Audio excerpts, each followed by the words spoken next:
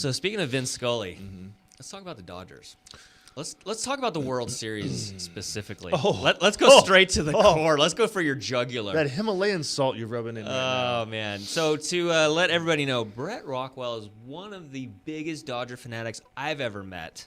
And you could probably be one of those guys that repeats stats from like 50, 60 years kind of thing. My time started in 88. 88, I was 9. Oral Hershiser? And my dad was 38. Bulldog and Steve Sachs. I met Steve Garvey when I was a kid. I grew up in Ventura, so the Dodgers were happening back then. 81 is when it started. Fernando Mania overtook the nation, and so it was a time that was it was a perfect time for me. I was 9 years old, and the Dodgers won the World Series, and then I played baseball a fair amount through my sophomore year in high school, and then just stopped playing, and then I just love it, and I love having the whole.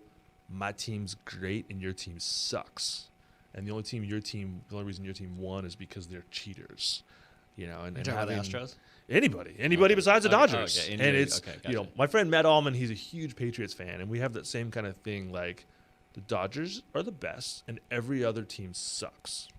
Yeah, that's how it goes. Yeah, and he's the same. He's a huge Patriots fan. The Patriots are good, and every other team sucks. So I'll pick other teams back and forth, but. It's something that they've had a really good run the past few years as well, so it makes it a little easier to be a fan. But you're a true fan even when they suck. Yeah, you have to. Like it's always been Dodge Blue. That's how it goes. Like, okay, the Angels are winning, or I'll watch a good baseball game. Like I could give a crap about football. I don't. When the Anaheim's Rams left, I was done with football. So now the LA Rams are back, and I'm like, if they're on, I'll watch it kind of thing. I enjoy sports, but if it's not the Dodgers, you suck. Unless it's a game that, like, if the Red Sox are playing the Yankees, I just want to see them both lose. So I want to see, some kind of a virus overtake the stadium. But it's it's all or nothing, man. Walk us through the whole emotional cycle that you went through this past season of. I don't even know the terms. What, pendant and playoffs?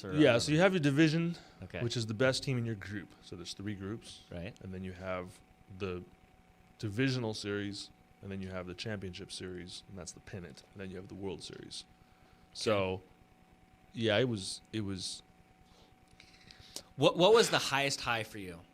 Was it the highest? You can make me cry right now. So the highest I'm poking at it. Well, there was a couple. So, it was an amazing year, amazing season. Okay. The highest high was a cross between a couple. I met Austin Barnes' brother. Austin Barnes is a catcher for the Dodgers. So I met him. Didn't realize who he was. That was cool. Watching the Dodgers beat the Diamondbacks. We were in New York on vacation. Yeah. So it's like 1 o'clock in the morning, and I'm watching that, in this hotel room, just going, yeah, go. But I actually got to go to Game 1 of the World Series, and it was bucket list status, you know? And so we were at the stadium, life moments. And that was why I had to go, because it was life moments. So I went with my brother-in-law, and we were left field pavilion. So bottom of the first inning, Keuchel throws that low fastball, and Chris Taylor hits a home run to left field, and that home run missed us by about 25 seats.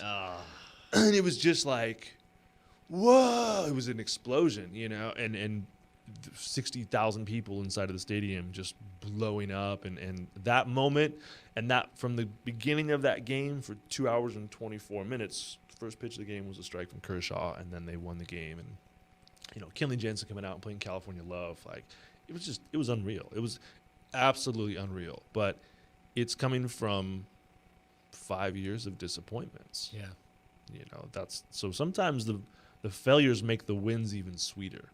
So to be there, and so I wanted to go to Game 7, but I knew that if Game 7, if they lost, that I wouldn't be able to cope driving home. So I just decided to stay home, and I'm glad I did. Yeah. You can't ever wonder if you spent too much money. Yeah. But if you spend too much on a loss, God, that's when you're opening up the 20th floor window. God, I couldn't. It was bad enough. I went to my brother-in-law's house to watch Game 7. It's 15 minutes home, and it was bad enough driving 15 minutes. But I got to ask, did you cry? No. You didn't cry? No, I may have cried after, but during the process, the first pitch of the game was a ball. Darvish's first pitch was a ball. And as soon as he threw that first ball, I just went, uh-oh. So it's kind of that beginning to end bad across the board. Right. And yeah, and I same kind of, and I hate the Astros. Like my least favorite team is whoever's playing the Dodgers. So now I despise the Astros. I just hate them all anyway. I'm a hater. But it was bad from start to finish, so it wasn't like there was some kind of a defeat. I guess there was a football game this weekend between two teams, and they lost at the end of the game. That would be something to cry, like, no, at the very end. I think it was the Vikings and Saints. Yeah. So the Vikings came back last inning of the score and scored a field goal, touchdown goal. And yeah, that would be something that would hurt, but I don't think it's set in yet. You're still numb. You're in I'm denial. still numb. There's phases of. Hey, we're only depression. 28 days from pitchers and catchers reporting, so that's good. That's good. I don't know what that is. As you can tell, you're talking to somebody that's not a sports guy, but I just wanted to bring up those emotions. Oh, thanks. Yeah, so you don't I care. wanted- You just wanted to see me hurt. I wanted to use that emotional energy for my own good. I'm a giver. You are. I'm a giver. And I'm a taker. So you're